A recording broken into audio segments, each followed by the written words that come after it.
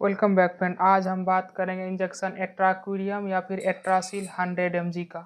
यह एक महत्वपूर्ण दवाई है और यह एक क्रिटिकल केयर में यूज होने वाला दवाई है, यानी किसी भी इमरजेंसी कंडीशन आईसीयू में या फिर ओटी के टाइम पे इसका यूज किया जाता है। इनके बारे में पूरा डिटेल से आपको जानकारी देंगे कि इसका कौन से कंडीशन में यूज करना चाहिए और कौन से कंडीशन में नहीं यूज करना चाहिए, आईवी करना चाहिए या इन्फ्यूजन में करना चाहिए, गलत तरीके से यूज करने पे आपको क्या हानि हो सकता है, क्या पेशेंट की जान जा सकती है, या कौन से ग्रुप का मेडिसिन है, इसका डोज क्या है और किस वेट में कितना डोज दे सकते हैं, इसका साइड इफ़ेक्ट क्या देखने को मिल सकता है और किस किस बीमारी के कंडीशन में इसका यूज आप नहीं कर सकते हैं। तो इन सभी चीज़ों के बारे में आपको समझाएंगे, तो आप लोग वीडियो में बने रहिए। इस इंजेक्शन को आप आईवी या फिर आईवी इन्फ्यूजन यानी सिरिंज पंप से इस इंजेक्शन को आप यूज कर सकते हैं।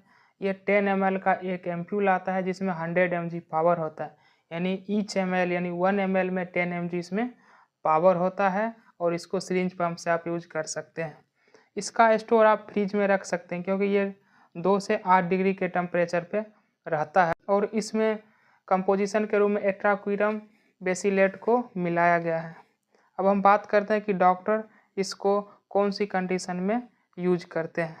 तो सबसे पहले यह स्केलेटन मसल्स को रिलैक्स करता है, यानी हमारे न्यूरो स्केलेटन मसल्स पे यह काम करता है।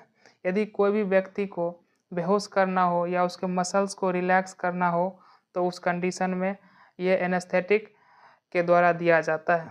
यह हमारे मसल्स को रिलैक्स करते हैं और जिससे हमें कि आराम मिलता है। इसका यूज किसी भी सर्जिकल प्रोसीजर के टाइम पे किया जाता है, यानी कोई भी ओटी हो रहा हो तो उस कंडीशन में आप इस पेशेंट को दे सकते हैं। इसका यूज आप पेशेंट को आर्टिफिशियल ऑक्सीजन या पेशेंट को जब हम वेंटिलेटर पे डालते हैं, इंडोट्रेकियल ट्यूब इंटूबेशन करना होता है या फिर ट्रेकियोस्टोमी ट्यूब इंसर्शन करना होता है पेशेंट को एयरवे को मैनेजमेंट करने के लिए, तो उस कंडीशन पे हम इस इंजेक्शन का यूज लेते हैं क्योंकि उस टाइम पे पेशेंट को बेहोश करना होता है और उसके एयरवे को मैनेजमेंट करना होता है। क्योंकि जब पेशेंट का ऑक्सीजन लेवल डाउन होने लगता है, सेचुरेशन फॉल करने लगता है, तो हमें इंटूबेशन की ज़रूरत होती है।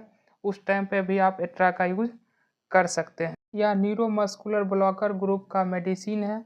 इसकी डोज की अगर हम बात कर लें तो यह 300 से 600 mcg पर kg बॉडी वेट के हिसाब से हम स्टार्ट करते हैं और उसको धीरे धीरे कम करते हुए 100 to 200 mcg पर kg बॉडी वेट के हिसाब से इसको देना।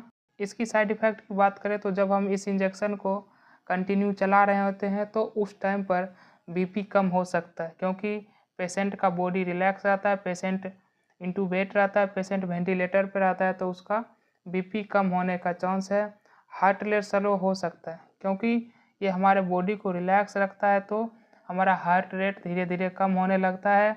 और रात के समय पे हमें इस इंजेक्शन को चलाने पर हमेशा मॉनिटरिंग करने की ज़रूरत होती है और इस इंजेक्शन को चलाते टाइम आपको स्किन से संबंधित एलर्जी देखने को मिल सकता है। तो इन सभी चीज़ों को आपको सावधानी देखनी है।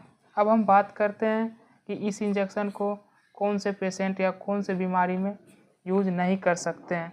तो इस इंजेक्शन को हाइपोटेंशन यानी किसी पेशेंट का ऑलरेडी बीपी कम है और बीपी की कोई दवाई नहीं चल रहा है, तो उस कंडीशन में आप इस इंजेक्शन का यूज नहीं कर सकते हैं, नहीं तो उसका बीपी और कम हो जाएगा।